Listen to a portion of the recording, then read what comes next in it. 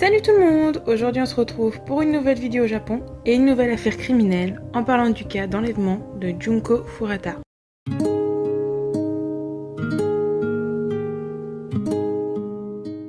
Une jeune femme qui a vécu un véritable enfer pendant 44 jours où ses bourreaux ont fait tout ce qu'ils voulaient avec elle. Je tiens à mettre un trigger warning dès le début de la vidéo car je vais parler de choses qui peuvent choquer les plus jeunes ou ceux qui ont des triggers par rapport aux choses suivantes telles que les agressions sexuelles, le viol et la torture. Donc si ce genre de choses n'est pas pour vous, je vous invite à quitter la vidéo dès maintenant car le sujet que l'on va aborder est vraiment dur. J'ai même été choquée de ce que j'ai trouvé en faisant mes recherches. Pour commencer, voyons qui est Junko Furuta. Junko Furuta est née à Misato, dans la préfecture de Saitama. Elle avait 17 ans. Adolescente, elle fréquente le lycée de Yashio Minami. Elle vivait avec ses parents, son frère aîné et son frère cadet. Au lycée, Furuta était très appréciée de ses camarades de classe, avec des notes élevées et des absences très rares. En plus de tout ça, elle est à travailler à temps partiel dans une usine de moulage de plastique pendant les heures après l'école, 2 fois par semaine, depuis octobre 1988. Elle travaille pour économiser de l'argent pour un voyage de fin d'études qu'elle avait prévu. Malgré sa popularité, elle ne s'est jamais présentée aux soirées organisées par ses collègues et amis. Pour dire qu'elle était sérieuse, c'est qu'elle avait accepté un emploi dans un magasin d'électronique où elle prévoyait de travailler après avoir obtenu son diplôme. Maintenant, rentrons dans le vif du sujet et passons au jour et au début du calvaire de Junko. Le 25 novembre 1988, deux hommes du nom de Hiroshi Miyano, 18 ans, et Shinji Minato, 16 ans, traînent dans un parc local voisin où des femmes étaient agressées sexuellement. Les deux hommes étaient des violeurs expérimentés, connus pour avoir un œil vif pour repérer des cibles faciles. Miyano et Minato ont erré dans Misato avec l'intention de voler et de violer femmes locales. Ils ont aperçu Furuta rentrant chez elle à vélo après qu'elle ait terminé son travail. Sous les ordres de Miyano, Minato a expulsé Furuta de son vélo et s'est enfui. Miyano, sous prétexte d'être témoin de l'attaque par coïncidence, s'est approché de Furuta et lui a proposé de la raccompagner chez elle en toute sécurité pour montrer que les deux hommes avaient vraiment un plan rodé à la perfection. Junko accepte, mais Miyano l'amène dans un entrepôt et la viole première fois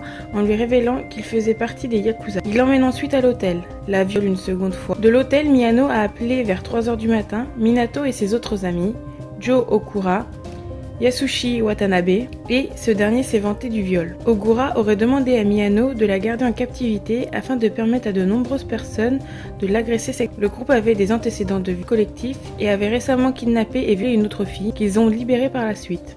Après cela, il part au parc avec elle, où les 3 autres garçons les rejoignent. Il cherche dans les papiers de la jeune fille, trouve son adresse et l'effraie en lui disant que si elle essaie de s'échapper, ils enverront des Yakuza tuer sa famille. De là, les 4 garçons l'ont maîtrisé, l'ont emmené dans une maison de quartier Ayase d'Adachi et l'ont vu collectivement. La maison qui appartenait aux parents de Minato est rapidement devenue le lieu de rencontre habituel des gangs. Le 27 novembre, les parents de Furuta ont contacté la police au sujet de sa disparition. Pour décourager une enquête plus approfondie, les ravisseurs l'ont forcé à appeler sa mère pour la convaincre qu'elle s'était enfuie mais qu'elle était en sécurité et qu'elle restait avec des amis, ce qui provoque l'abandon des recherches. Lorsque les parents de Minato étaient présents, Furuta a été contrainte d'agir comme sa petite amie. Ils ont abandonné ce prétexte lorsqu'il est devenu clair que les parents de Minato ne les dénonceraient pas à la police. Les Minato ont déclaré qu'ils n'étaient pas intervenus parce qu'ils étaient au courant des liens avec les Yakuza de Miyano et craignaient des représailles, et parce que leur propre fils était de plus en plus violent envers eux. Le frère de Minato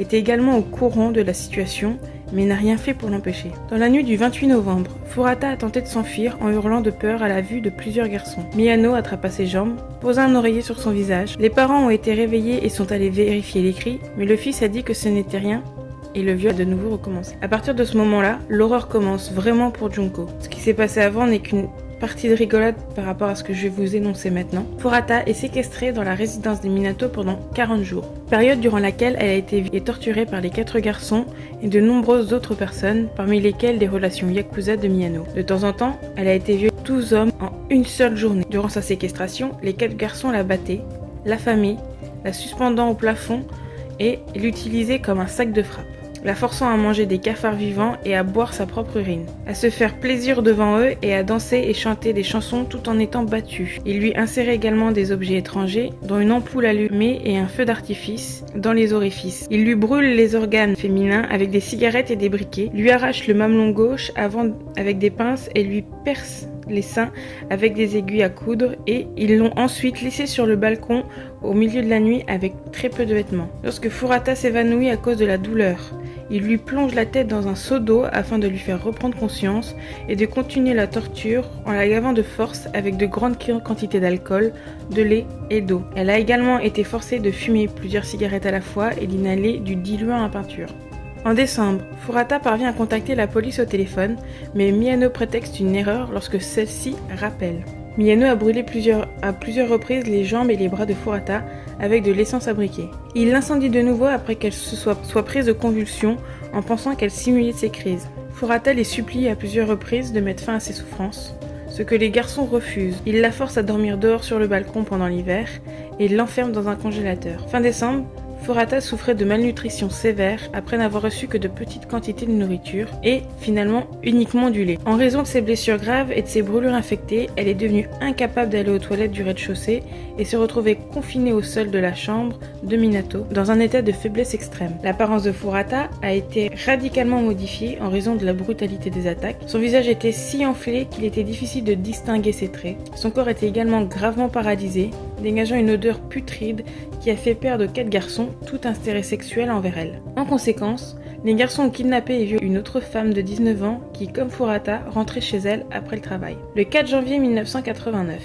après avoir perdu une partie de mahjong, les 4 garçons la battent pendant près de 2 heures avec une barre de fer et brûlent ses paupières avec de la cire chaude. Ils la font se tenir debout et lui frappent les pieds avec un bâton, ce qui la fait chuter sur une chaîne stéréo et tomber dans une crise de convulsion. Comme elle saigne abondamment et que du pus s'échappe de ses brûlures infectées, les 4 garçons se couvrent les mains de sacs en plastique et continuent de la battre. Ils laissent tomber des haltères sur son ventre, puis recouvrent son corps d'un liquide combustible avant de l'inflammer. Elle trouve la mort plus tard dans la journée. Moins de 24 heures après, le frère de Nobuharu Minato appelle ce dernier pour lui dire que Furata semble morte. Craignant d'être arrêté pour meurtre, le groupe enveloppe son corps dans des couvertures et le transporte dans un sac de voyage. Ils le cachent ensuite dans un bidon qu'ils remplissent de béton. Vers 20h, ils enterrent le contenant dans un trou recouvert de terre à Koto. C'est de cette triste façon que se termine le calvaire de Junko Furata. Le 23 janvier 1989, Miyano et Ogura ont été arrêtés pour le viol de la jeune fille de 19 ans qu'ils avaient kidnappée en décembre. Le 29 mars, 2 policiers sont venus les interroger, des sous-vêtements féminins ayant été retrouvés à leur adresse. Au cours de l'interrogatoire, Miyano a cru que l'un des officiers était au courant de sa culpabilité dans le meurtre de Furata. Pensant que Ogura avait avoué les crimes contre Furata, Miyano a dit à la police où trouver le corps de Furata. La police a d'abord été intriguée par les aveux car ils faisaient référence à un meurtre d'une autre femme et de son fils de 7 ans survenu 9 jours avant l'enlèvement de Furata. Cette affaire n'est toujours pas résolue à ce jour. La police a donc trouvé le tambour contenant le corps de Furata le lendemain. Elle a été identifiée grâce à ses empreintes digitales. Le 1er avril 1989, Joe Ogura a été arrêté pour agression sexuelle distincte, puis de nouveau arrêté pour le meurtre de Furata. L'arrestation de Watanabe Minato et du frère de Minato a suivi. Plusieurs autres complices qui ont participé aux abus de Furata ont été officiellement identifiés, dont Tetsuo Nakamura et Koichi Ihara, qui ont été inculpés de viol après que leur ADN ait été retrouvé sur et à l'intérieur du corps de la victime. S'ensuit le jugement des coupables et vous allez tomber de haut encore une fois. Les 4 garçons sont arrêtés et jugés en tant qu'adultes, qui est une bonne chose vu l'atrocité des faits. Cependant, suivant les procédures japonaises concernant les crimes commis par des mineurs, leur identité n'a pas été révélée par le tribunal. Ils sont désignés en tant que garçon A pour Hiroshi Miyano, garçon B pour Yuzuru Ogura, garçon C pour Shinji Minato et garçon D pour Yasushi Watanabe. Cependant, le journaliste de Shukan Bunshun retrouve et publie l'identité des 4 garçons. Les accusés plaident coupables pour la charge réduite d'avoir commis des blessures corporelles ayant causé la mort plutôt qu'un meurtre. En juillet 1990, un tribunal de première instance condamne Hiroshi Miyano, le chef présumé du crime, à 17 ans de prison. Il fait appel de sa sentence, mais le juge de la haute cour de Tokyo, Ryuji Yanase, le condamne à 3 ans de prison supplémentaires. Cette peine de 20 ans est la 2e plus élevée prononcée au Japon avant la prison à vie. Il avait 18 ans au moment du meurtre. La mère de Miyano aurait envoyé aux parents de Furata 50 millions de yens après avoir vendu la maison familiale. Miyano est libéré sur parole en 2009 et il est de nouveau arrêté en 2013 pour de soupçons de fraude mais relâché faute de preuves. À savoir que des signes avant-coureurs étaient présents pour ce dernier depuis son plus jeune âge, depuis l'école primaire, tels que des vols à l'étalage et des dommages aux biens de l'école. En avril 1986, il s'inscrit dans une école privée à Tokyo, puis abandonne. Après cela, il a continué à commettre divers crimes qui ont augmenté avec le temps. Juste avant le meurtre de Junko, il vivait avec sa petite amie, sœur aînée de Yasushi Watanabe, donc un de ses amis qui l'a aidé pendant cette horrible histoire, et avait l'intention d'épouser la sœur de Watanabe. Mais insatisfait du salaire de son travail de carreleur, Miyano s'est impliqué dans les yakuza et les crimes mettant fin à la relation. Ce que je pense être le motif principal du crime est que, à l'école, il avait le béquin pour la victime, Junko Furata, qui a rejeté ses avances devant toute la classe. Hiroshi Miyano, après avoir été libéré de prison en 2009, a changé de nom. Il a ensuite fréquenté une salle de kickboxing et a souvent emmené ses juniors à des barbecues et des cabarets. Il a continué à être impliqué dans les yakuza et a toujours piloté des BMW et eu des montres de luxe. Se livrant à divers délits de fraude, sa personnalité reste encore cruelle, parlant ouvertement de sexe où il dit aimer attacher les femmes à des cordes. Son sort aujourd'hui est inconnu. Pour sa participation au crime, Joe Okura fait 8 ans de prison juvénile avant d'être relâché, en août 1999. Il change alors de nom pour celui de Joe Kamisaku. En juillet 2004, il a été arrêté pour avoir agressé Takatoshi Isono, une connaissance avec laquelle il pensait que sa petite amie avait pu être impliquée. Ogura a traqué Isono, l'a battu et l'a poussé dans son camion. Il l'a conduit d'Adachi au bar de sa mère à Misato, où il aurait battu Isono pendant 4 heures. Ogura est condamné à 7 ans de prison pour le passage à tabac. Sa mère a vandalisé et souillé la tombe de Junko, déclarant que cette dernière avait ruiné la vie de son fils. Ce qui est un peu, on va dire, horrible, puisque sinon c'est l'inverse, c'est lui qui a ruiné la vie de Junko. Il a été également rapporté qu'Ogura avait épuisé les économies de son père, argent qui était destiné à être fourni en restitution à la famille de Furata, en achetant et en consommant un certain nombre de produits de luxe. Minato Nobuharu, qui avait été condamné à l'origine à une peine de 4 à 6 ans, est de nouveau condamné à 9 ans par le juge Ryuji Yanase, en appel. Il avait 16 ans au moment des meurtres. Les parents et le frère de Minato n'ont pas été inculpés. Les parents de Furata, consternés par les peines modérées prononcées contre les assassins de leur fille, gagnent un procès civil contre les parents de Nobuharu Minato, au domicile duquel les crimes ont été commis. Après sa libération, Minato emménage chez sa mère. En 2018, Minato est arrêté à nouveau pour tentative de meurtre après avoir battu un homme de 32 ans avec une barre de métal et lui avoir tranché la gorge avec un couteau. Les criminels n'ont tout simplement pas été condamnés à la réclusion à perpétuité ou peine de mort en raison de leur âge, ce qui rend l'affaire encore plus percutante en raison de l'absence de punition pour quelqu'un d'aussi horrible. Le principal prisonnier, Hiroshi, a été détenu dans une prison pour mineurs de Kawagoe pendant un certain temps avant d'être transféré à la prison de Shiba. L'ancien prisonnier à vie Ryuichi Kanahara décrit Hiroshi comme un homme intelligent, insouciant et bien élevé qui semble incapable de commettre un crime aussi brutal, alors qu'il y a toutes les preuves qui montrent qu'ils ont bien commis ce crime. Les funérailles de Junko ont eu lieu le 2 avril 1989. Le futur employeur prévu de Furata a présenté à ses parents l'uniforme qu'elle aurait porté dans le poste qu'elle avait accepté. L'uniforme a été placé dans son cercueil. Lors de la remise des diplômes, le directeur de l'école de Furata lui a remis un diplôme d'études secondaires qui a été remis à ses parents.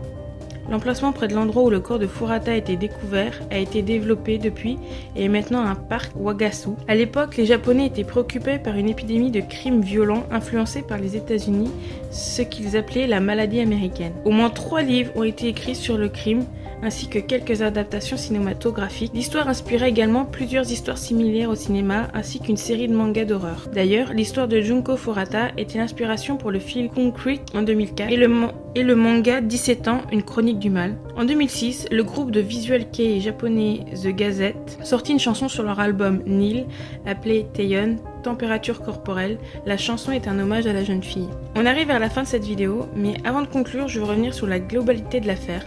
Le cas de Junko Furuta est considéré comme la pire mort de l'histoire pour les raisons suivantes. Junko a été abusée plus de 500 fois en 44 jours. Beaucoup de ces viols étaient des viols collectifs auxquels des amis des 4 garçons ont été invités à participer et à l'humilier.